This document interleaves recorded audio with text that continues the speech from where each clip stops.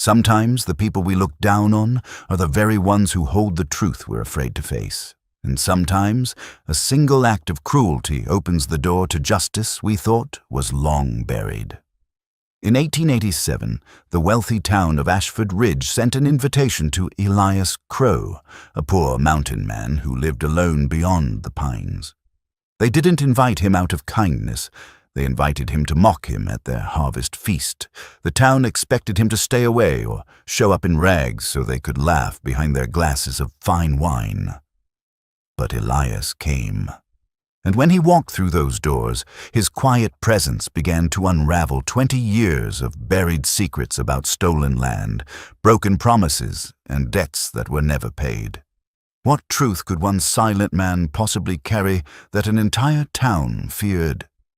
Before we continue, tell us where you're tuning in from, and if this story resonates with you, subscribe, because tomorrow I've saved something extra special. Ashford Ridge sat in a valley where the autumn sun turned everything golden.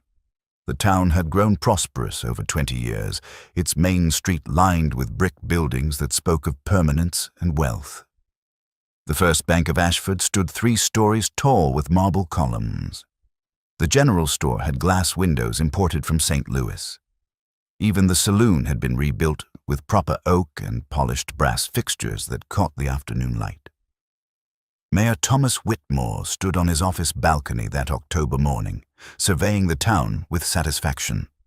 At 52, he'd kept his figure trim and his beard neatly trimmed. His suits came from San Francisco, his pocket watch from Switzerland. Everything about him declared success, and he'd worked hard to cultivate that image.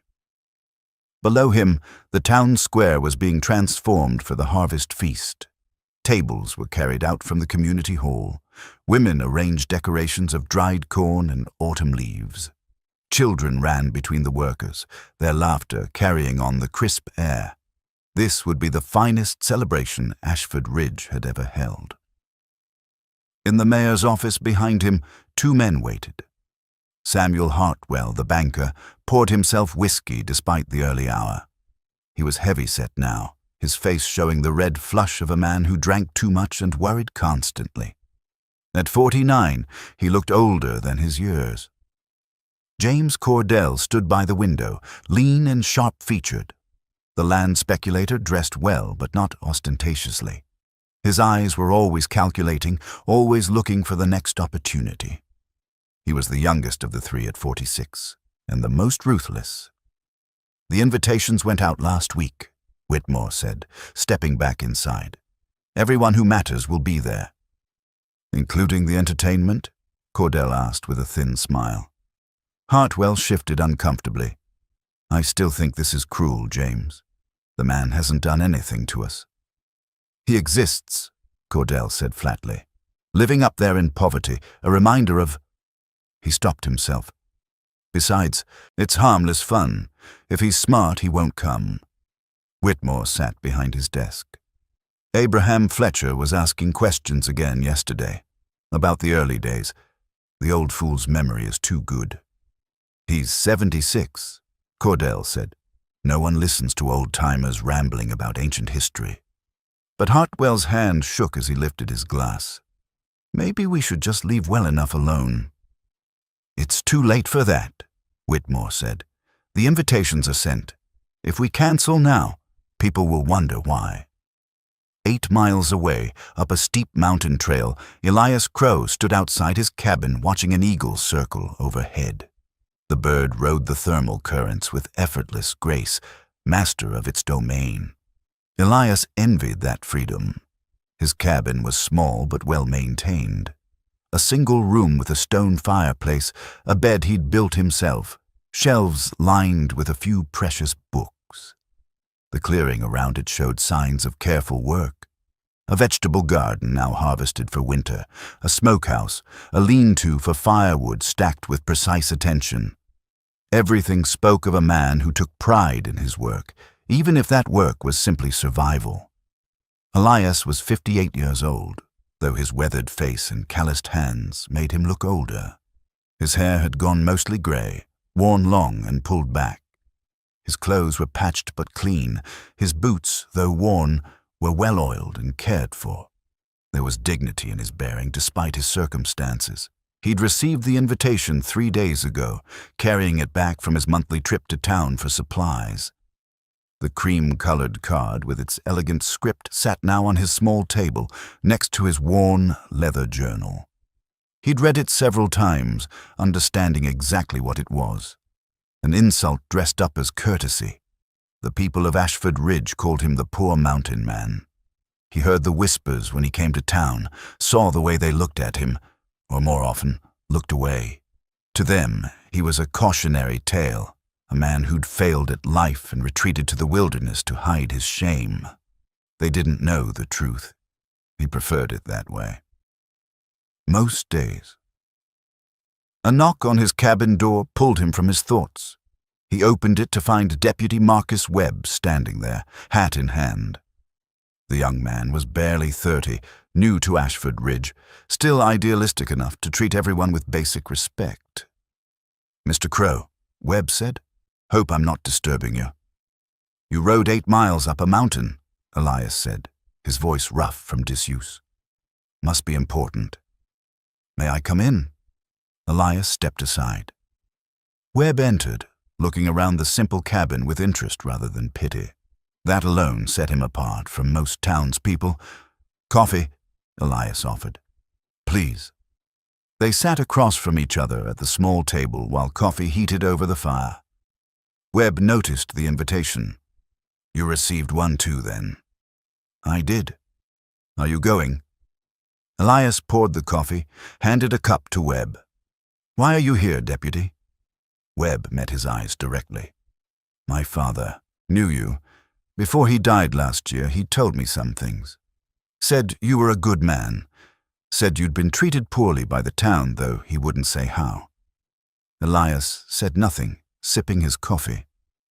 "I've been in Ashford Ridge 6 months now," Webb continued. "I've been learning things about how the town was founded, about certain land transactions, about partnerships that dissolved under questionable circumstances. That's old business. Maybe. But I think there's new business connected to it.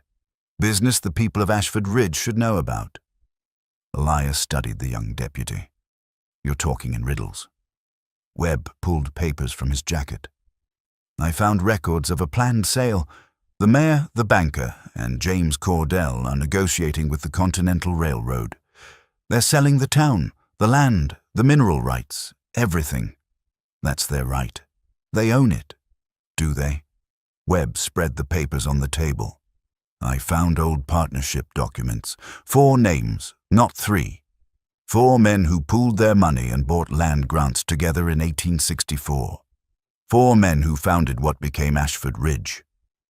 Elias's face remained impassive, but his hand tightened on his coffee cup. Webb continued. "One of those names was Elias Crow.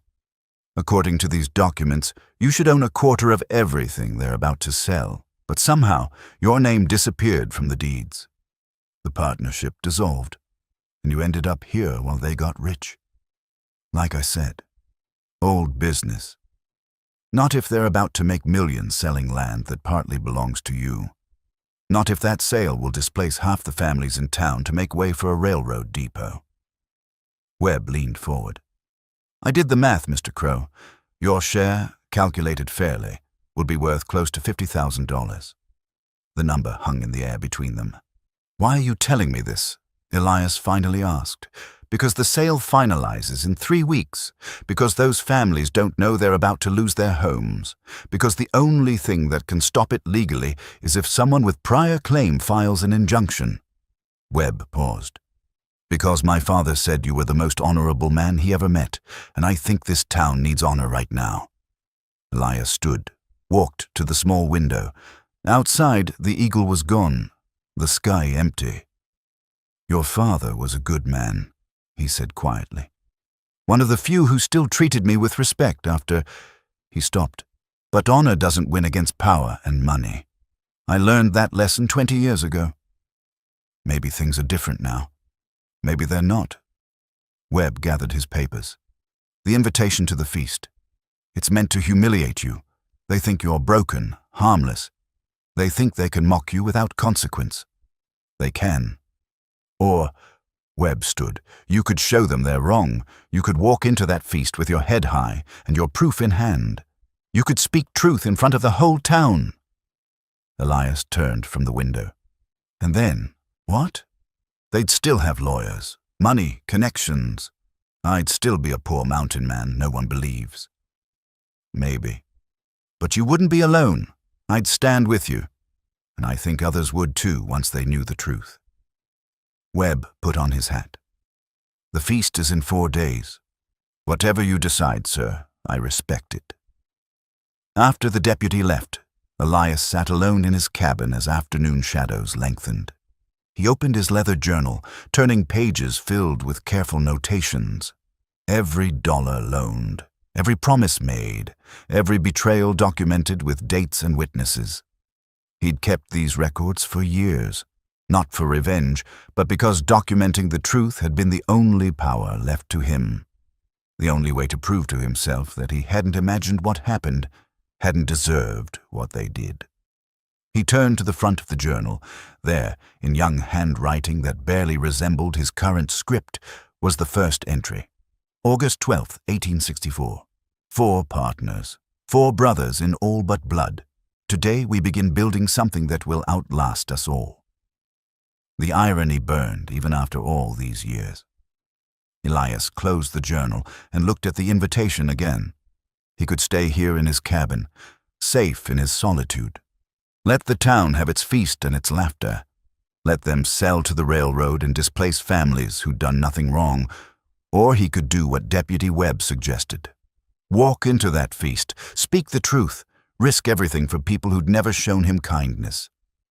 The eagle returned, landing in a pine tree near the cabin. It sat there, watching him with fierce, intelligent eyes. Sometimes, Elias thought, you had to choose between peace and justice. Sometimes they were the same thing. He began preparing for the journey down the mountain. The week before, the feast passed slowly in the mountains. Elias worked methodically, as he did everything. He cleaned his one good suit, the black wool he'd kept wrapped in oilcloth for years. It still fit, though it hung looser on his frame than it once had. Mountain life had made him lean and hard. He stood before the small mirror he rarely used, examining himself critically. Gray hair, yes, lines carved deep around his eyes and mouth, but his eyes were still clear, still sharp. And when he stood straight, the posture came back naturally, the bearing of a man who'd once worn a uniform with pride. From the trunk at the foot of his bed, he retrieved items he hadn't looked at in years. A small wooden box contained 3 medals, their ribbons faded but the metal still bright. Congressional Medal of Honor. Silver Star. Purple heart with 2 oak leaf clusters. Beside them lay a daguerreotype in a brass frame, the image slightly faded but still clear. 3 young men in Union Army uniforms, arms around each other's shoulders. They couldn't have been more than 25 years old, faces unlined and full of hope. The one on the left was Thomas Whitmore. The one on the right was Samuel Hartwell. The one in the middle, grinning with his whole face, was Elias himself. James Cordell had taken the photograph. He'd been there too, though he'd refused to stand in it, claiming he looked terrible in photographs. 4 friends. 4 brothers forged in the fire of war. 4 men who'd sworn to build something together when the fighting finally ended. Elias set the photograph down carefully.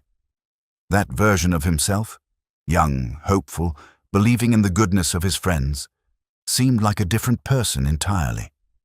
In some ways, he supposed it was. The war had been brutal. Elias had enlisted in 1861 at 19 years old, full of idealism and certainty about right and wrong. He'd returned in 1865 with those certainties shattered, his body scarred, and a desperate need for something clean and new to believe in. They'd all felt that way. Thomas, Samuel, James, and Elias. They'd survived when so many hadn't, and they'd made promises to each other in field hospitals and around campfires. Promises about the future they'd build together. Go west. Buy land. Create something lasting. Be the brothers to each other that the war had made them. For a while, it had worked. Elias opened his leather journal, turning to those early entries. His handwriting then had been neat and optimistic, full of plans and calculations. August 1864. They'd pooled their money and bought land grants in Colorado Territory. Elias had contributed the most, money from his family back east, plus his military pension, plus savings from before the war. $5,200 of the total $8,000 they needed. He hadn't minded. They were brothers. What was his was theirs. They'd traveled west together, 4 young men with dreams bigger than their resources. They'd worked hard, scouting locations, filing claims, making deals. By spring of 1865, they'd established the beginnings of what would become Ashford Ridge. Then, Elias had made the mistake of re-enlisting for one more tour. His fingers traced the entry from September 1865. Leaving for 6 months, Thomas will manage the partnership while I'm gone. Trust him like I trust myself. He'd come back in April 1866 with shrapnel in his leg and back, injuries that made physical labor difficult. He'd needed time to heal, time to recover. He'd asked for patience, told them he'd contribute again once he was stronger. The vote had come in October 1866, 3-1. The partnership was dissolved for his shares. He was bought out for $2,000. Less than half what he'd invested, and nothing close to what his share was worth by then. They'd been kind about it in their way. Thomas had explained it regretfully. Samuel had avoided his eyes. James had simply said it was business, nothing personal. Elias had taken the money. He'd had no choice, and bought a small cabin up the mountain. He'd written letters for 2 years, asking about the agreement they'd made, reminding them of their promises. The letters had gone unanswered. Eventually, he'd stopped writing. He'd built his life in the mountains, learned to live with less, made peace with solitude, or so he'd told himself. Down in Ashford Ridge, preparations for the feast continued with mounting excitement. Catherine Brennan arranged the final details with her usual efficiency. The widow owned the general store, having taken it over when her husband died 8 years ago. She was 43 years old, with gray threading through her dark hair and a quiet strength that came from surviving hardship. Her daughter Sarah helped with the decorations. At 22, Sarah had her mother's practical nature and her father's gentle heart. She noticed things others missed, including the undercurrent of cruelty in the invitation to the mountain man. "It seems mean-spirited," Sarah said as they hung bunting in the town square. Catherine paused in her work. "It is mean-spirited, but the mayor and his friends have a way of making cruelty seem like harmless fun. You don't like them much, do you?" "I don't trust them much," Catherine corrected. "There's a difference." Across the square, 3 elderly residents sat on a bench in the afternoon sun.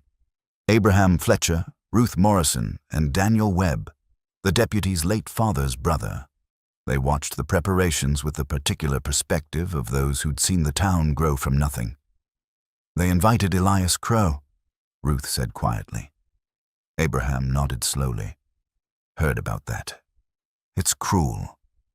That young man doesn't deserve it," Ruth continued. "Never did anything but help people when he first came here." Daniel leaned forward on his cane. "He was good to my brother.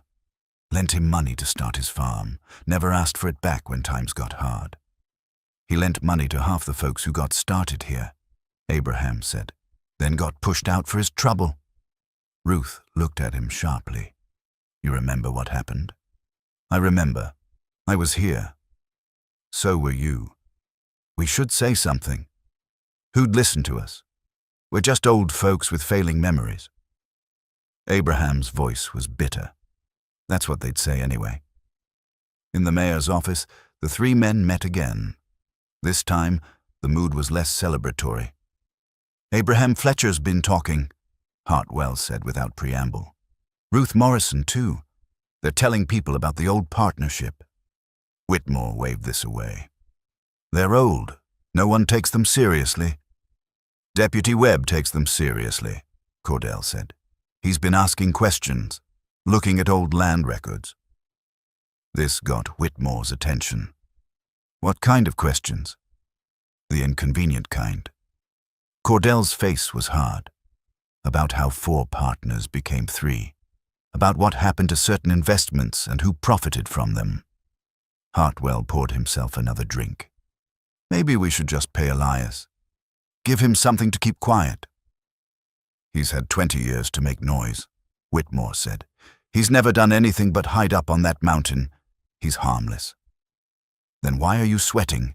Cordell asked bluntly. Whitmore touched ease, his forehead, found it damp. "It's warm in here." "It's October. It's not warm." Cordell stood. "The feast is in 3 days. If Elias comes, we smile and treat him like any other guest. If he causes trouble, we handle it. But we don't show weakness." "And if he brings up the old partnership?" Hartwell's voice shook slightly. "Then we explain that it was dissolved legally, properly, with full compensation. Ancient history." Cordell's eyes were cold. "Besides, who's going to believe a poor mountain man over the mayor, the banker, and the most successful land developer in the territory?" After they left, Whitmore sat alone in his office. He opened his desk drawer, pulled out his own daguerreotype, the same one Elias had. 4 young men who'd been brothers. "I'm sorry," he whispered to the image. "But we'd all built too much to lose by then. You understand, don't you? It was just business." The photograph offered no absolution. Up on the mountain, Elias packed carefully for the journey down. Clean clothes, his suit, the leather journal, the daguerreotype, the original partnership papers, notarized and sealed that he'd kept safe all these years. And one more thing, the deed to his mountain property, signed and witnessed. On the back, in his neat handwriting, was his last will and testament. Everything he owned left to the town of Ashford Ridge for public use. If he was going to risk speaking truth to power, he wanted to make sure his affairs were in order. Deputy Webb arrived on the morning Elias was set to leave. The young man carried a bundle. "My Uncle Daniel wanted you to have this," Webb said, unwrapping a fine wool coat. "Said you lent it to my father once, years back. My father never returned it before he died. Uncle Daniel thought you might need it for the feast." Elias recognized the coat. He'd given it to Webb's father during a particularly hard winter. He'd told him to keep it. "Your father was a good man. He said the same about you, said you were the reason his farm succeeded." Webb paused. "Said a lot of farms succeeded because of you." "That was a long time ago." "Good deeds don't expire, Mr. Crow." Webb handed him a folder. "I made copies of everything I found. Partnership documents, land transfers, bank records. You'll want them with you." Elias took the folder. "You're putting yourself at risk, Deputy. Those men have power in this town. My oath is to justice, not to powerful men." Webb smiled slightly. "Besides, my father would haunt me if I stayed silent." They stood in the morning light, 2 men separated by age and experience, but united in purpose. "Whatever happens at that feast," Webb said, "I'll be there. You won't face them alone." After Webb left, Elias took one last look at his cabin. It had been his refuge for 20 years, his sanctuary from a world that had proven cruel and disappointing. Part of him wanted to stay, to let sleeping dogs lie. But another part, the part that had once worn a uniform and believed in honor, that part couldn't let innocent people lose their homes while he remained silent. He locked the cabin door, adjusted the pack on his back, and began the long walk down the mountain. The eagle circled overhead, calling once before disappearing into the vast blue sky. The atmosphere in the town square had transformed completely. What had begun as a celebration had become a trial, with the entire community as unwilling jury. People shifted in their seats, some uncomfortable, others leaning forward with growing interest. The harvest feast spread before them was forgotten. Mayor Whitmore attempted to regain control. He stood, forcing his politician's smile back into place, though it looked increasingly strained. "Ladies and gentlemen, this is hardly the time or place for airing old grievances. Perhaps Mr. Crow and we could discuss this matter privately." "No." Abraham Fletcher's voice rang out clear despite his 76 years. He stood slowly, leaning on his cane, and all eyes turned to him. "If this is going to be discussed, let it be discussed in front of everyone. We've kept silent too long." "Abraham," Whitmore said, his tone somewhere between warning and plea. "You're confused. The past isn't as clear as you think. My memory is perfectly clear, Thomas." Fletcher's use of the first name carried its own weight. He'd known these men when they were young, had watched them build their fortunes. "I was here at the beginning. I remember exactly what happened." Ruth Morrison stood as well, her aged hands gripping the table for support. "So do I. And it's time the truth was spoken." Cordell's face went hard. "Old folks confuse things. Misremember, you're talking about events from more than 20 years ago." "I remember the day you four arrived," Ruth interrupted, her voice sharp. "Summer of 1864, right after the war ended. You rode in together, Thomas, Samuel, James, and Elias. You were all young, all full of dreams." Abraham nodded. They called themselves brothers, said they were going to build something that would last, something honorable, a town where veterans could find peace and prosperity. A younger man in the crowd, someone who'd arrived in Ashford Ridge only a few years ago, spoke up skeptically. "Even if that's true, it doesn't mean anything now. People form partnerships and dissolve them all the time. That's just business." "It wasn't just business," another voice said. Daniel Webb, the deputy's uncle, stood with difficulty, his joints stiff with age. "It was theft dressed up as business." Deputy Marcus Webb moved to his uncle's side, ready to support him if needed. His presence there, in uniform, gave the old man's words official weight. Daniel continued.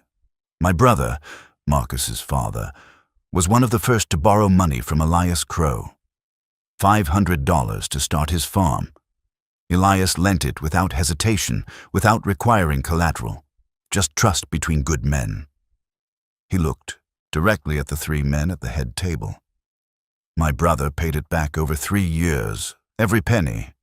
But he always said Elias never pressed him, never threatened him when times were hard. That's the kind of man Elias was." "I remember that too," Ruth said. "Half the families that got started here did so with money or help from Elias.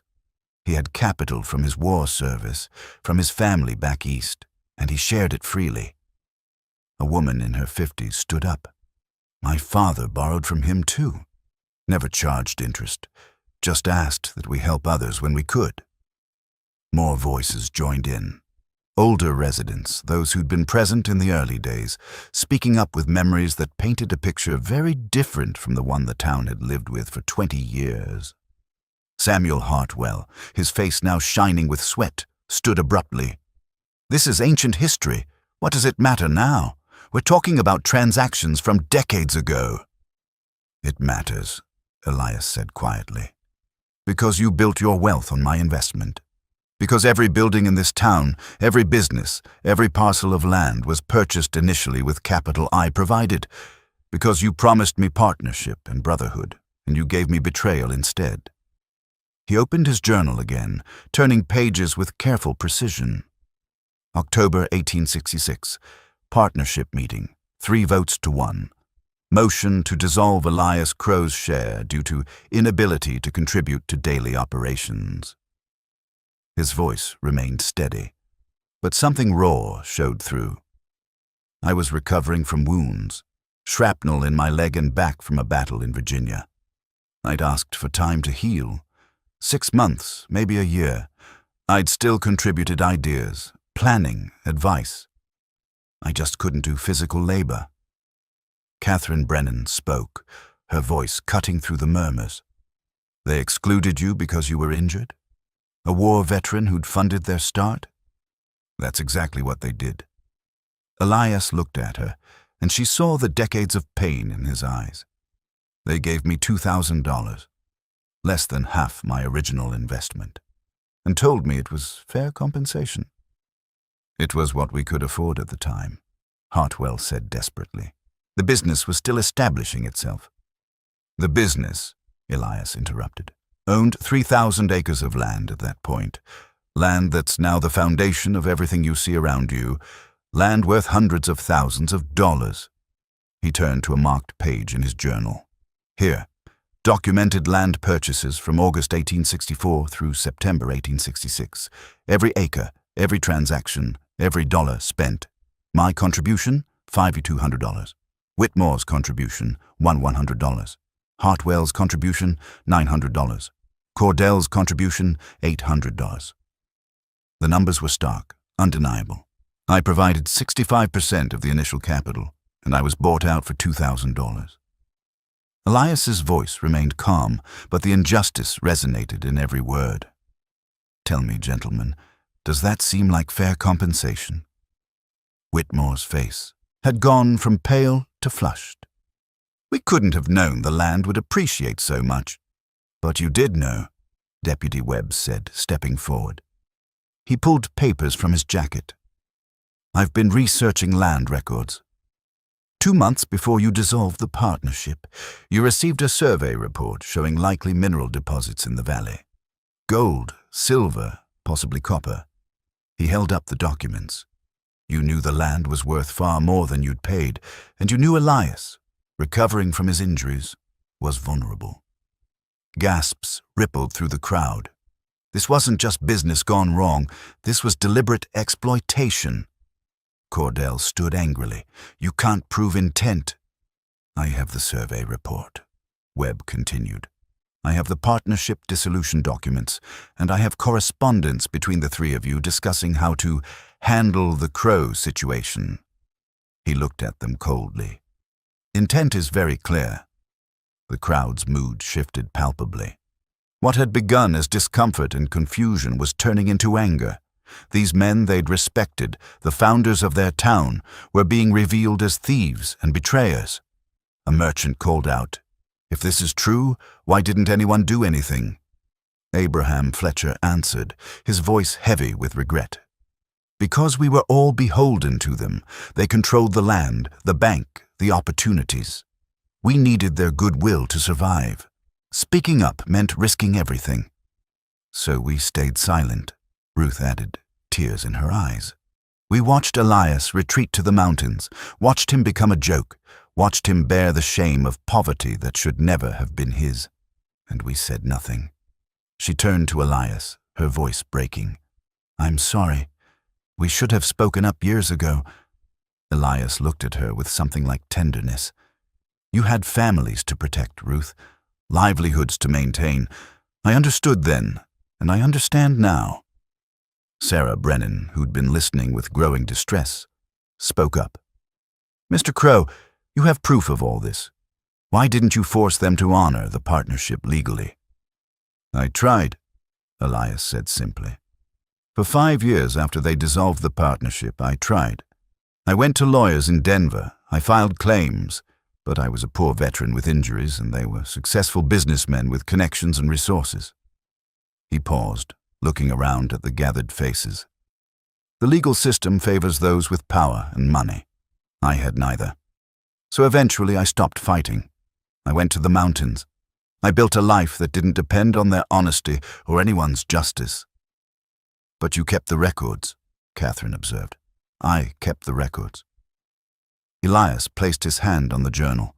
Not for revenge, not even for restitution after a while. I kept them because documenting the truth was the only power I had left. Because someday I thought the truth might matter. He looked at Whitmore, Hartwell, and Cordell.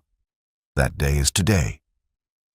The 3 men sat frozen, exposed before the entire town. The Respect they'd cultivated for decades was crumbling. The authority they'd wielded with such confidence was evaporating, and the poor mountain man they'd invited to mock had become their judge. The mayor attempted one more time to redirect the conversation. He stood, his hands raised in a placating gesture that looked desperate rather than authoritative. "Please, everyone, let's not turn a festive occasion into a courtroom. These are complex matters from long ago." "No," Elias said, his quiet voice somehow carrying more authority than Whitmore's louder plea. "These are simple matters. 4 men made promises to each other. 3 men broke those promises. That's not complex. That's straightforward betrayal." He stood slowly, and the gathering fell silent again. There was something commanding about him now, something that made people understand he had been an officer once, had led men in battle, had carried responsibility and honor. "I came back from my second tour in April 1866, Elias continued. "I'd re-enlisted because we needed the money. The partnership was still establishing itself, and I wanted to contribute. I came back with shrapnel wounds that made physical labor difficult. Not impossible, just difficult." He paused, his hand unconsciously moving to his lower back, where old wounds still ached on cold mornings. "I asked for time to heal. 6 months, perhaps a year. I told Thomas, Samuel, and James that I'd still contribute however I could. Planning, accounting, negotiations. Just not the heavy physical work of building." Samuel Hartwell spoke, his voice thick with wine and emotion. "You left us alone to do all the work." "I was recovering from war wounds," Elias interrupted, steel in his voice now. "Wounds I received serving this country. Serving alongside you, Samuel. Or have you forgotten that?" Hartwell flinched as if struck. "We carried you out of Petersburg after the explosion," Elias continued, looking directly at Hartwell. "You were unconscious, bleeding from a head wound. Thomas, James, and I took turns carrying you 3 miles to the field hospital." He turned to Whitmore. "I covered for you when you froze during the charge at Cold Harbor. Told the captain you were following my orders when you couldn't move for fear." Then to Cordell. "I gave you my rations for a week when you had dysentery and couldn't keep anything down. Nearly starved myself doing it." Each revelation landed like a blow. The 3 men at the head table looked smaller somehow, diminished by these memories of debts they'd forgotten or chosen to ignore. "We were brothers," Elias said, and for the first time, his voice shook slightly. "Not by blood, but by bonds forged in fire and suffering. We made promises to each other. We swore we'd take care of each other when the war was over." He looked around at the gathered townspeople. "And when I needed them to keep those promises, when I was injured and vulnerable, they voted me out, 3-1, gave me a fraction of what I was owed and sent me away." Catherine Brennan wiped tears from her eyes. She wasn't alone. Many in the crowd were visibly moved by the depth of the betrayal being revealed. Deputy Webb stepped forward with another document. "There's more. After the partnership was dissolved, Mr. Crow didn't just accept it. He fought back through legal channels." He unfolded a letter, yellowed with age. "This is from a lawyer in Denver, dated March 1867. It reads, 'Dear Mr. Crow, after careful review, I must decline to represent you in your claim against the Ashford Ridge Trading Company. While your documentation appears sound, I cannot in good conscience pursue a case against such well-connected individuals without substantial retainer, which I understand you cannot provide.'" Webb pulled out another letter. "May 1867, different lawyer. Mr. Crow, I regret to inform you that after consulting with colleagues, the consensus is that your case, while potentially valid, would be prohibitively expensive to pursue and unlikely to succeed, given the defendant's resources and standing in the community." He produced several more letters, each one a variation on the same theme. Lawyers acknowledging the validity of Elias's claim but refusing to help because he lacked money and power. "For 5 years," Webb said, "Mr. Crow tried to get legal representation. He wrote to lawyers across 3 territories. Every one of them turned him away, not because his case lacked merit, but because he lacked resources to fight men with money and influence. The crowd was silent, absorbing this. The system they'd believed in, the law, justice, fairness, had failed a war veteran because he'd been betrayed by wealthy men. Ruth Morrison spoke again, her voice trembling. I remember those years. I saw Elias in town, looking thinner each time, more worn down. He'd spend his last coins on supplies, then walk 8 miles back up that mountain. Some of us tried to help, Abraham Fletcher added. Offered him credit at our stores. He always refused. Said he wouldn't take charity. Because charity from people they controlled would have been another form of dependence, Elias said quietly. I'd learned that lesson. I'd learned that in this town, built on my money, I had no power except the power to remove myself from their reach. He looked at the mountains visible in the distance, touched by the setting sun's golden light. So I went up there, built a cabin, learned to live on what the land provided, found a different kind of wealth, the wealth of self-sufficiency and freedom from men who'd proven themselves untrustworthy. James Cordell, who'd been silent for a while, suddenly spoke with barely contained anger. You could have left the territory entirely, started fresh somewhere else, but you stayed here, a constant reminder, a conscience, Elias suggested. Yes, I suppose I was. Every time you saw me in town, every time I walked past your bank, Samuel, or your office, Thomas, or past your properties, James. You remembered what you'd done. I was living proof of your betrayal. That's why you sent the invitation, isn't it? Catherine said, understanding dawning. You thought if you could make him look pathetic in front of everyone, you could finally silence that conscience. Whitmore didn't answer, but his expression confirmed it. Sarah stood beside her mother, but it didn't work. Because he's not pathetic. He's the most dignified person here. Several people murmured agreement. The poor mountain man, the joke they'd tolerated, had been revealed as something entirely different, a man of principle who'd chosen poverty over compromise, exile over complicity. You asked why I came tonight, Elias said, looking at Whitmore. The truth is, I came because Deputy Webb told me something that changed everything, something that made me realize I couldn't stay silent anymore. He nodded to Webb, who pulled out one more document. 3 weeks ago, Webb said, I discovered that Mayor Whitmore, Samuel Hartwell, and James Cordell have been in secret negotiations with the Continental Railroad Company. The crowd stirred, confused about why this mattered. They're selling Ashford Ridge, Webb continued, all of it. The land, the mineral rights, everything. The railroad wants to build a major depot here, a switching station. It's worth millions to them. Gasps and exclamations erupted from the crowd. The sale is set to finalize in 2 weeks, Webb said over the noise, and when it does, most of you will lose your homes and businesses. You'll be offered pennies on the dollar for property you've spent years building. The railroad will tear down half the town and rebuild it for their purposes. The harvest feast erupted into chaos. People were standing, shouting questions, demanding explanations. The 3 men at the head table were suddenly under siege from every direction, and Elias Crow stood at the center of it all, the bearer of truths that would change everything. The chaos lasted several minutes before Mayor Whitmore's voice cut through, sharp with desperation. That's enough. Everyone calm down. But no one was listening to him anymore. Merchants were demanding to know about their properties. Families were asking about their homes. The elderly residents who'd spent decades here were shouting about graves and memories that couldn't be displaced. Deputy Webb raised his hand, and gradually the crowd quieted enough to hear him. I have documentation, contracts, correspondence with railroad executives, projected timelines. This is real, and it's happening soon.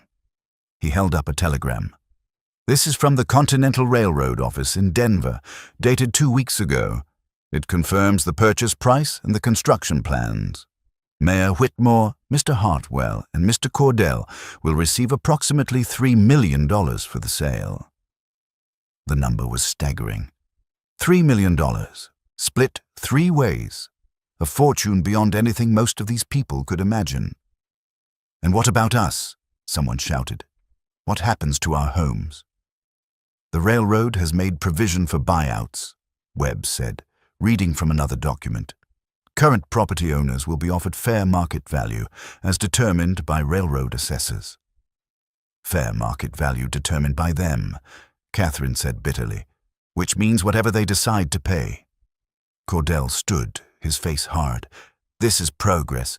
The railroad brings jobs, opportunity, growth. For you," a merchant cut him off, "you 3 will walk away with millions while we're displaced." "My family built our store 30 years ago," another voice called out, "before this town even had a name, and you're going to let the railroad tear it down." Ruth Morrison's voice, frail but carrying, spoke over the others. "Our cemetery is on land included in the sale. Where will our dead go?" That silenced the crowd more effectively than anything else. The weight of it, not just homes and businesses, but the graves of loved ones, the physical connection to their history, settled over everyone. Samuel Hartwell, drunk and guilt-ridden, suddenly burst out, "We didn't have a choice. The town was stagnating. Revenue was down. Mines were playing out." "Shut up, Samuel," Cordell hissed. But Hartwell couldn't stop. "We needed capital for improvements. The railroad offered a solution. They said everyone would benefit." "Everyone but the people who live here," Elias said quietly, and the crowd fell silent again to hear him. "Tell them the rest, Samuel. Tell them what the railroad really plans." Hartwell looked at Elias, then at Whitmore and Cordell, then back at the gathered townspeople. His face crumpled. "Half the current buildings will be demolished. The residential areas will be relocated 3 miles south. The railroad will own everything from the creek to the eastern ridge." "That's the entire valley," Abraham Fletcher said, stunned. "That's the whole town." "There will be a new town," Whitmore said, trying to salvage something. "Modern, planned, better than what we have now. Built by the railroad, owned by the railroad, controlled by the railroad," Catherine finished. "You're not improving Ashford Ridge. You're erasing it."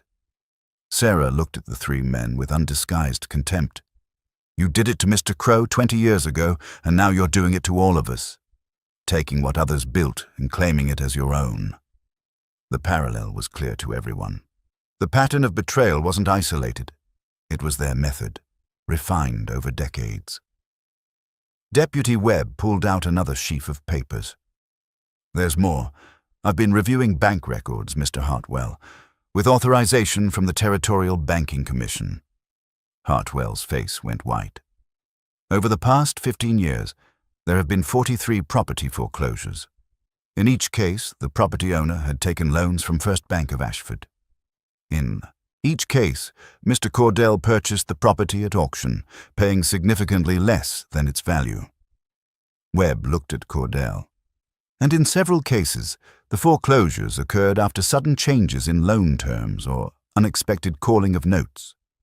"That's a serious accusation," Cordell said, but his voice lacked its usual confidence. "It's predatory lending," Webb replied, "and possibly fraud. I've documented cases where families were deliberately pushed into default so their property could be acquired cheaply." An older man stood up, his hands shaking. "You did it to my brother, gave him a loan for his farm, then called the note early when you knew he couldn't pay. His land adjoined the railroad right-of-way you'd been planning even then." Others began speaking up, recognizing similar patterns in their own experiences or those of people they knew. The web of corruption was larger and more systematic than anyone had realized. Elias watched this unfold with an expression of profound sadness. "This is why I had to speak up. Not for myself. For all of you." Catherine turned to him. "What do you mean?" "Deputy Webb came to me 3 weeks ago," Elias explained. "He'd discovered the railroad sale and realized what it meant for the town. He also realized that the only thing that could stop it legally was if someone filed a prior claim to the land. Understanding began to dawn on faces throughout the crowd. My original partnership agreement predates all the current property deeds, Elias continued. If I file a legal challenge based on my partnership share, it freezes any sale until the courts resolve the ownership dispute. That could take years, Sarah said. Exactly. And the railroad won't wait years. They'll move their depot plans to another location rather than tie up that kind of capital in legal battles. Deputy Webb nodded. I've already been in contact with a territorial judge. He's reviewed the partnership documents and believes Mr. Crow has a valid claim. If filed tomorrow, we could have an emergency injunction by next week. The crowd was silent, absorbing this. The poor mountain man they'd pitied or ignored, the man they'd invited tonight to mock, held the legal power to save their town. James Cordell's laugh was bitter and harsh. So this is your revenge. Not just exposing us, but destroying the biggest deal we've ever made. This isn't revenge, Elias said, his voice firm.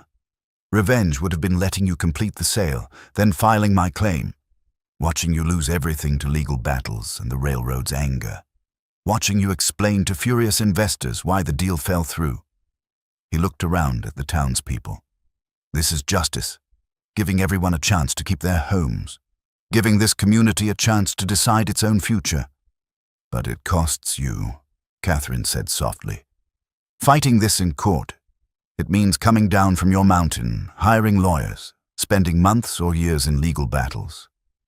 I know, Elias's expression was weary. I'd made peace with my solitude. I'd accepted what happened to me.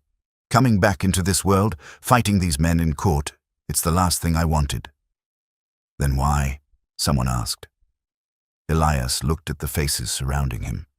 Families who'd built lives here. Children who'd been born in this valley. Old-timers who'd spent their best years turning wilderness into community. Because I couldn't have peace knowing I'd let good people lose their homes without speaking up. Because staying silent when you have the power to help is just another form of betrayal. He paused. Because I know what it's like to be powerless against men who take without conscience. And I won't let it happen to you if I can prevent it. The crowd erupted into applause, scattered at first, then building. People were standing, some crying, many calling out thanks. The harvest feast had become something else entirely, a moment of community standing together against those who'd betrayed them. Mayor Whitmore slumped in his chair, suddenly looking very old. The confidence and authority he'd worn, like armor, had been stripped away, leaving only a tired man facing the consequences of his choices. Samuel Hartwell was weeping openly now, his face in his hands. I'm sorry, he said, though whether to Elias or the crowd or himself wasn't clear. God help me, I'm sorry. James Cordell remained defiant, but his eyes were calculating, already looking for angles and escapes. He was a survivor, and survivors adapted. Sarah Brennan stepped forward, her young voice clear and certain. Mr. Crow, what do you need from us? How can we help? Elias looked at her, and something in his expression softened. I need witnesses, people who remember the old days, who can testify about the original partnership and what was promised. I'll testify, Abraham Fletcher said immediately. I remember everything. So will I, Ruth Morrison added. And I, Daniel Webb confirmed. More voices joined in, people offering to testify, to search for old documents, to support the legal fight however they could. Catherine stepped forward. I have business records going back 15 years. They might show patterns of land transactions that support your case. I've been documenting everything, Deputy Webb said. Bank records, deed transfers, correspondence, it's all available for the legal challenge. Elias looked around at all these people who an hour ago had seen him as a joke or a cautionary tale, now offering to stand with him. His eyes were bright with emotion he didn't try to hide. 23 years ago, he said quietly, I was powerless. I had truth but no one to listen. Tonight I have truth and all of you willing to hear it. He straightened, his voice gaining strength. The question now is, what do we do with that truth? Catherine's voice rang out clearly. We fight. Together. We save our town. The agreement that followed was immediate and overwhelming. This wasn't just about Elias's stolen partnership anymore. This was about a community choosing to defend itself against those who'd exploit it. And at the center of it all stood a man they'd called poor, revealed now as the richest among them in the ways that truly mattered. The immediate aftermath of the revelation was chaos of a different kind, purposeful, energized chaos. People were no longer sitting passively at the feast tables. They were on their feet, organizing, planning, finding their collective voice. Mayor Whitmore made one last attempt to control the situation. He stood, his voice strained. Please, everyone, you're reacting emotionally. This isn't as simple as Mr. Crow makes it sound. There are complex legal and financial considerations, like how you were going to make millions while we lost everything, a merchant interrupted. Those kinds of considerations? The railroad deal would bring prosperity to the region. To you three, another voice called out.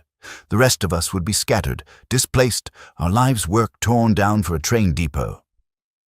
Whitmore looked around for support and found none. Even those who'd benefited from his administration over the years were looking at him with suspicion and anger now. The foundation of respect and authority he'd built had crumbled in a single evening. James Cordell saw this more clearly than Whitmore did. He was a businessman above all else, and he knew when a deal had turned bad. He stood, his voice calm and calculating. Elias, perhaps we could discuss this privately.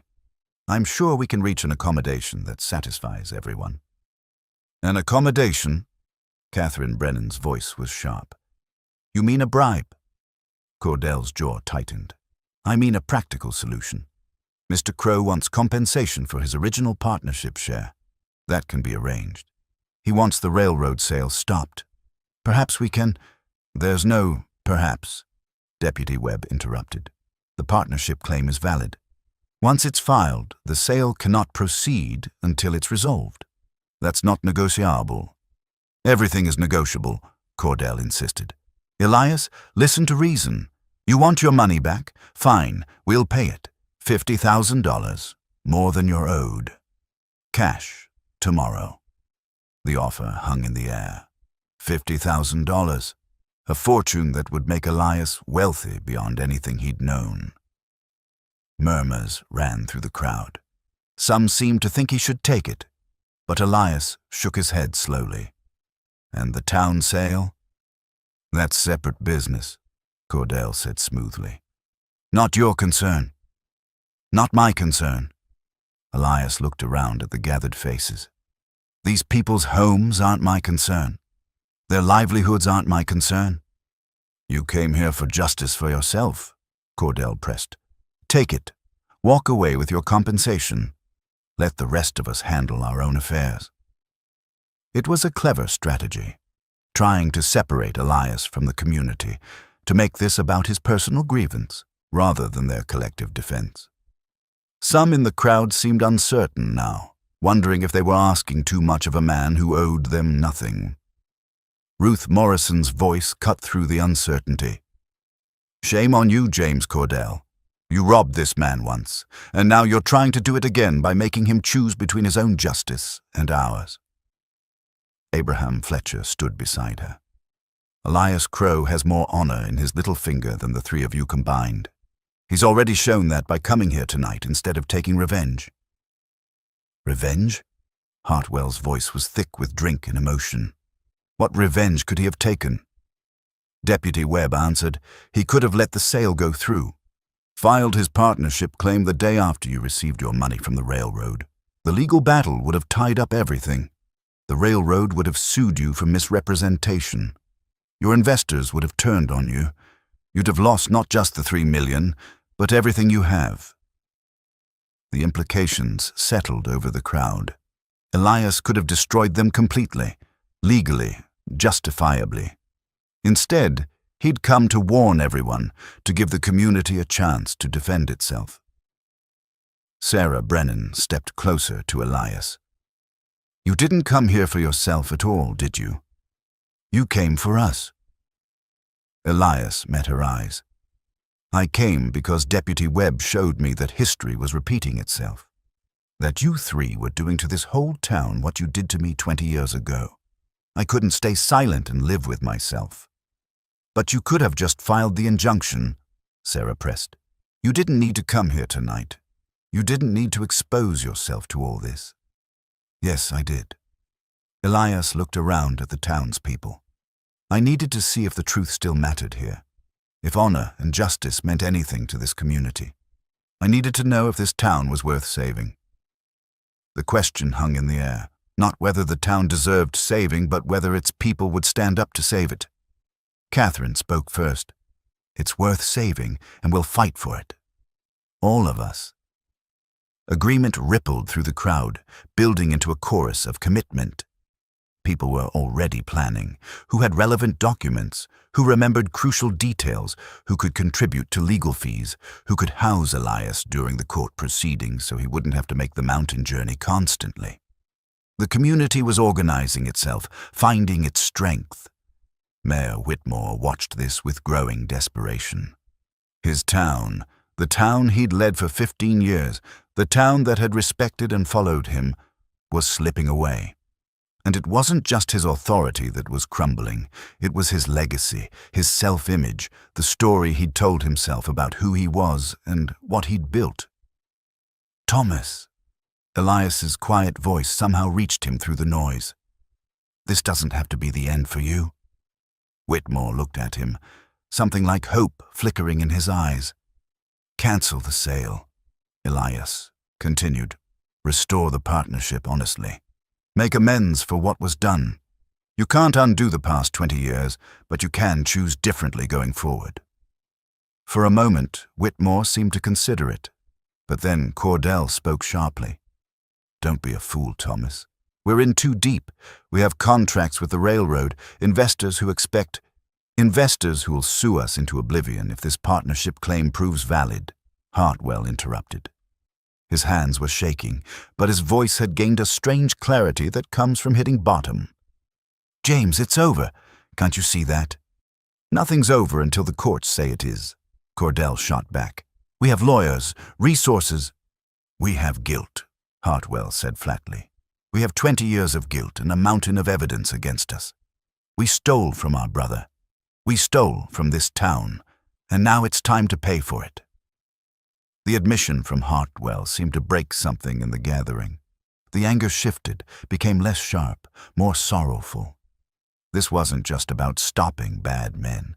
It was about watching men they'd known for years, men who'd done good things alongside the bad, face the consequences of their choices.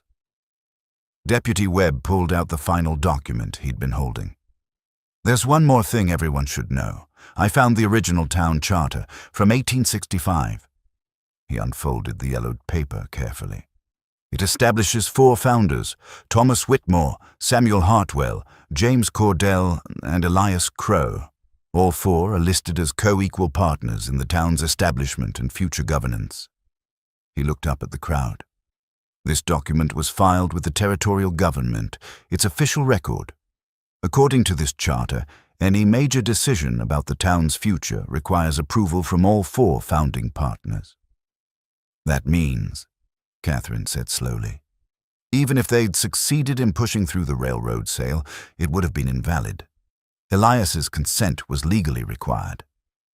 "Which they knew," Webb confirmed. "That's why they tried to keep the sale secret until it was finalized. They were hoping to present it as a done deal before anyone could object." The depths of the deception were becoming clearer. This wasn't just a bad business decision. It was systematic fraud, planned and executed with full knowledge of its illegality. An older woman, someone who'd lost her husband years before and raised 3 children alone in Ashford Ridge, spoke up. Her voice trembled but held firm. "Mr. Crow, my husband borrowed money from you in 1865 to start our farm. You told him to pay it back when he could. no interest. He died before he could repay it all. She paused, tears in her eyes. I still owe you $300.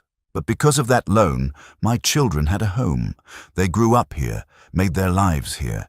If the railroad had come, we'd have lost everything. She walked up to Elias, pulled a small purse from her pocket. This is $40. It's all I can spare right now, but I want you to have it, toward what my husband owed. No. Elias gently pushed her hand back. Your husband paid me back long ago in friendship and honesty.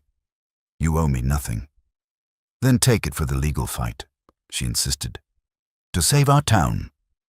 Others came forward then, one by one. Small amounts of money, offers of labor, promises of support. The people of Ashford Ridge, many of them struggling themselves, offering what they could to help the man who'd helped them long ago. Elias stood there, overwhelmed, as the community he'd been exiled from welcomed him back, not with pity, but with respect, with partnership.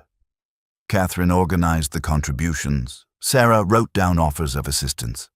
Deputy Webb documented everything for the legal case. Abraham, Ruth, and Daniel gathered the elderly residents to coordinate their testimonies.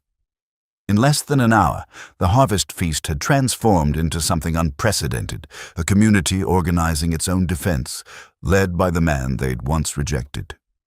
And at the head table, 3 men sat isolated, watching their carefully constructed world collapse around them. They'd thought they controlled Ashford Ridge. They'd thought power and money made them untouchable. They'd forgotten that towns aren't built on money alone. They're built on trust, community, and the willingness of ordinary people to stand together when it matters. Elias had understood that all along. It was why he'd survived 20 years of exile with his dignity intact. And it was why, tonight, he'd won without raising his voice or making threats. The truth, supported by a community willing to hear it, was more powerful than any amount of money or influence. The feast was ending. But for Ashford Ridge, something new was beginning. The signing of the partnership agreement triggered something in the crowd, a release of tension that had been building all evening. Applause began, scattered at first, then building into a sustained ovation.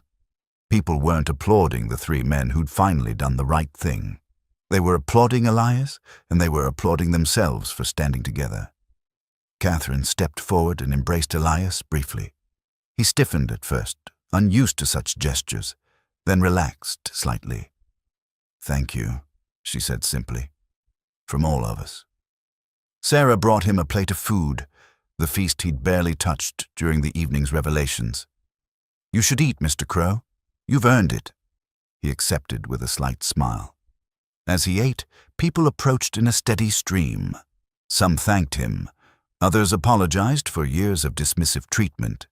A few of the elderly residents simply clasped his hand, tears in their eyes, grateful that old wrongs were finally being addressed. Deputy Webb stood beside Elias, organizing the offers of help that kept coming. We'll need to file the official documents in Denver. I can accompany you, make sure everything's done properly.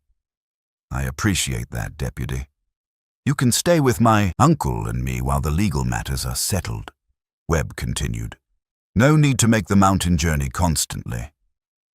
Elias looked toward the mountains, barely visible now in the gathering darkness. That's generous, but I should return home soon. My life is up there.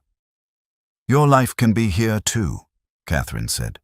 You're a founding partner of this town again. You have every right to be part of the community. Rights and desires aren't always the same thing, Mrs. Brennan. She studied him carefully. You're planning to go back to the mountain, aren't you? Even with everything that's happened. Eventually, yes. But why? Sarah asked. You've been vindicated, respected. You have friends here now, people who want to know you. Elias set down his plate. 20 years ago, I went to the mountains because I had no choice. I was powerless here, unable to get justice, unwelcome in the town I'd helped build. The mountains were exile, but they were also freedom. He paused, choosing his words carefully. Over time, that exile became something else.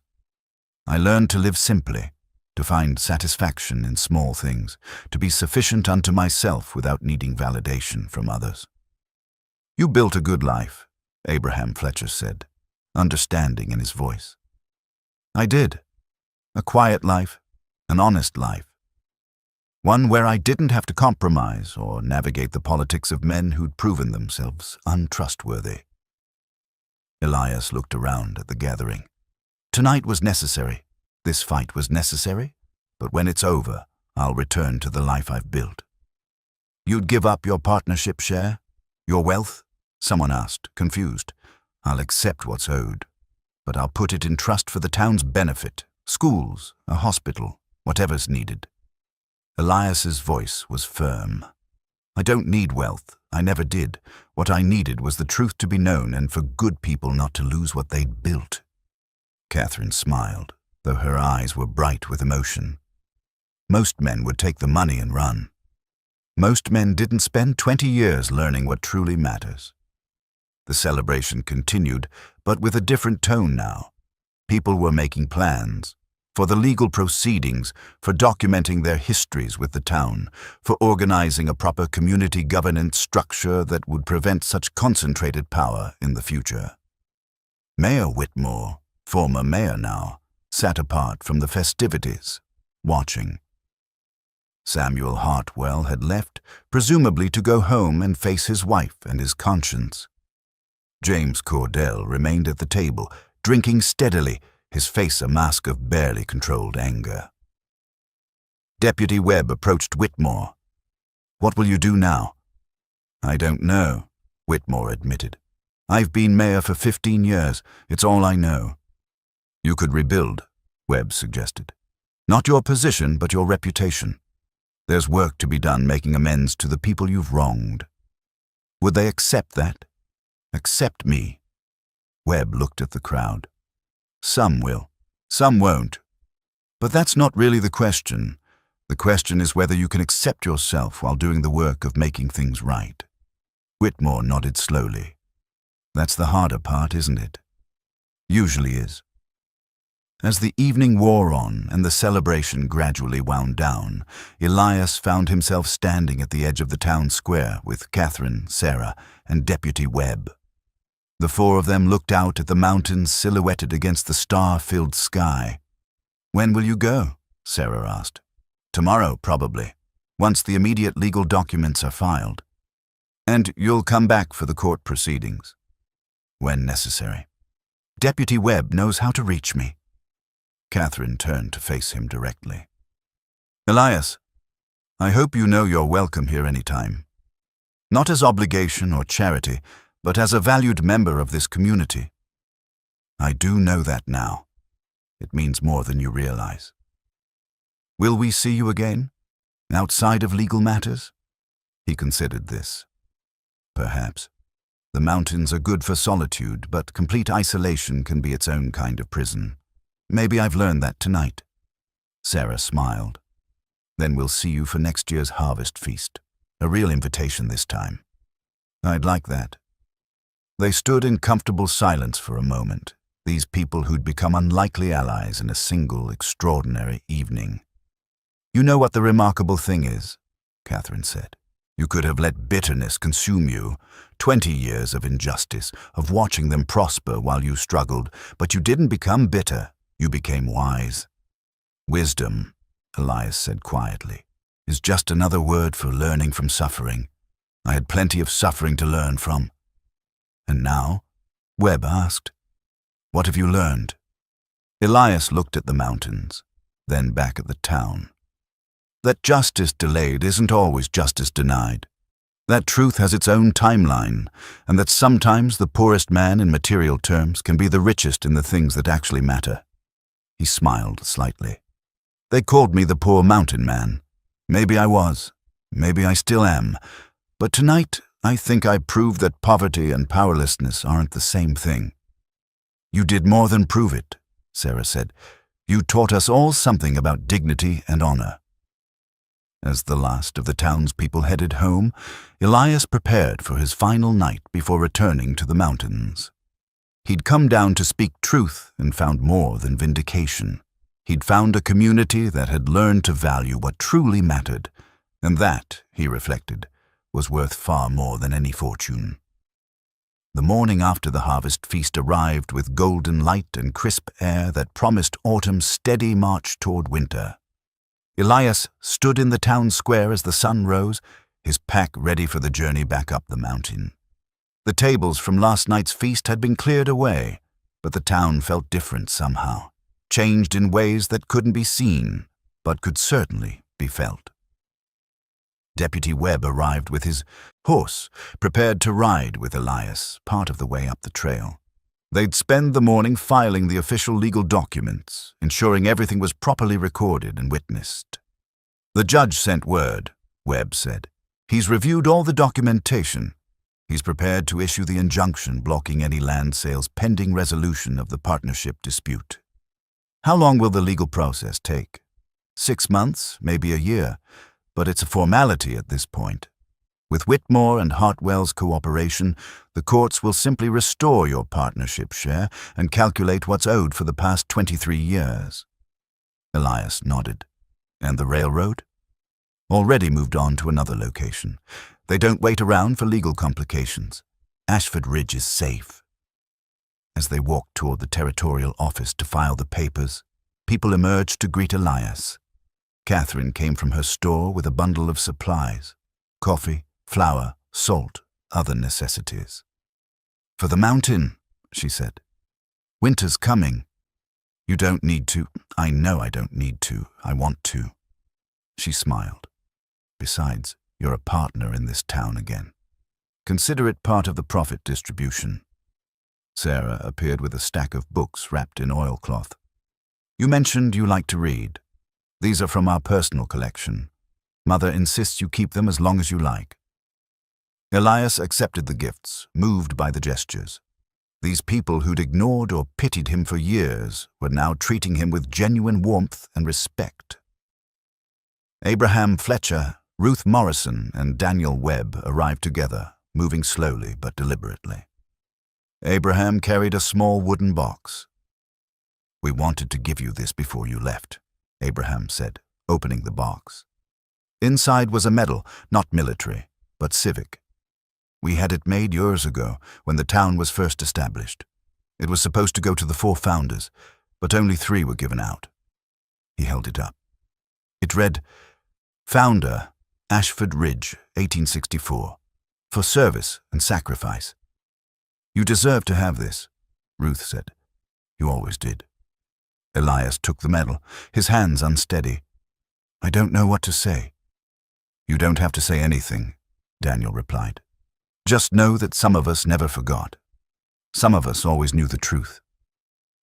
They pinned the medal to his jacket, and for a moment Elias stood there, a man who'd been cast out and forgotten, now formally recognized for what he'd always been. A founder, a contributor, someone who'd helped build something lasting. The legal filing took less than an hour. The documents were official, notarized, recorded in the territorial registry. The partnership was restored. The injunction against the railroad sale was issued. Ashford Ridge would remain Ashford Ridge, owned and governed by its people. As Elias prepared to leave town, Mayor Whitmore appeared. Former mayor, he corrected himself, looking haggard but somehow more honest than he had in years. The facade was gone, replaced by raw humanity. "Elias," he said simply, "may I speak with you?" They walked to the edge of town, away from curious ears. "I know I don't deserve your forgiveness," Whitmore began. "What we did, what I did, was unforgivable. We were brothers, and I betrayed that." "You did." "I tell myself I had reasons. The business needed capital. You were injured, unable to contribute the way we needed. James was persuasive, and Samuel went along." Whitmore shook his head. "But those are excuses. The truth is simpler and uglier. We wanted what you had, and we took it because we could." Elias listened without responding. "I've watched you for 20 years, Whitmore continued. "Seen you in town occasionally, always quiet, always dignified despite your poverty. Every time I felt a stab of guilt, but I buried it. Told myself you'd moved on, that it was ancient history. He looked at Elias directly. Last night when you walked into that feast, I was terrified. Not of what you might say, but of finally having to face what I'd done, having to see myself clearly. And what do you see now? Elias asked. A man who built success on betrayal, a man who let ambition destroy brotherhood, a man who needs to spend whatever time he has left making amends. They stood in silence for a moment.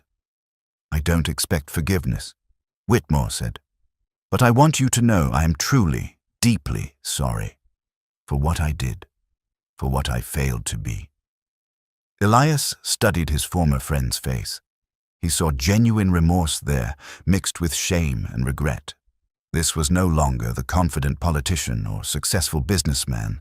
This was a broken man, confronting his failures.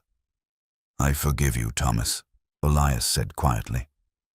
Whitmore looked stunned. How? After everything? Because carrying hatred for 20 years taught me that bitterness only imprisons the one who holds it. Elias paused. But forgiveness doesn't erase consequences. You'll still have to live with what you did, still have to earn back trust from this community. That's your burden to carry. I know, and I will carry it. I'll work to make things right. Then we both move forward. Elias extended his hand. Whitmore took it, and they shook, not as the brothers they'd once been, but as two men who'd faced truth together and survived it. As Elias finally left town, walking the familiar trail toward the mountains, Deputy Webb rode alongside him for the first few miles. What will you do up there? Webb asked. In your cabin. What I've always done. Live simply. Watch the seasons change. Find peace in routine and solitude.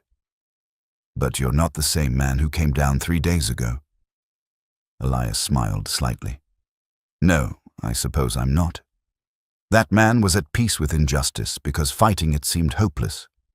This man knows that truth still matters, that community still has power, that one person speaking up can change things. Will you come back? To town, I mean. Not just for legal matters.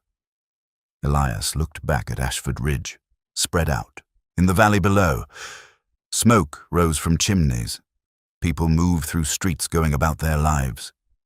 His town, the town he'd helped build and had been cast out from and had now saved. Yes, he said. I think I will. Not to live there. The mountains suit me. But to visit, to be part of the community again, to remember that isolation and independence aren't the same thing. They reached the point where Webb would turn back. The deputy extended his hand. It's been an honor, Mr. Crow. Just Elias, and the honor is mutual. Webb rode back toward town, and Elias continued up the mountain trail alone. The path was familiar, each rock and turn known to him. But he walked it differently now, not as an exile retreating from the world, but as a man who'd chosen his path deliberately. By afternoon he reached his cabin. It stood as he'd left it, solid and simple against the mountain backdrop. The eagle was there, perched in its usual tree, watching with fierce, intelligent eyes. Elias unpacked his supplies, started a fire in the stone fireplace. He placed the founder's medal on the small shelf beside his other war medals. Not hidden away, but displayed, acknowledged. He opened his leather journal to a fresh page and wrote, October 1887, truth spoken, justice served, a community saved. And in the process, I discovered that the poor mountain man they mocked was richer than any of them in the ways that truly matter. He closed the journal and looked out at the vast mountain vista beyond his window. The town was visible far below, small but permanent. His town. Connected to him now, not by proximity but by something deeper, by shared history, acknowledged truth, and the bonds of a community that had learned to value honor over wealth. They'd invited him to mock him. Instead, his arrival had changed everything. Changed them, changed the town, changed even himself. And as the sun set behind the western peaks, painting everything in shades of gold and amber, Elias Crow sat by his fire, alone but not lonely, poor but not impoverished, silent but no longer voiceless, and was content.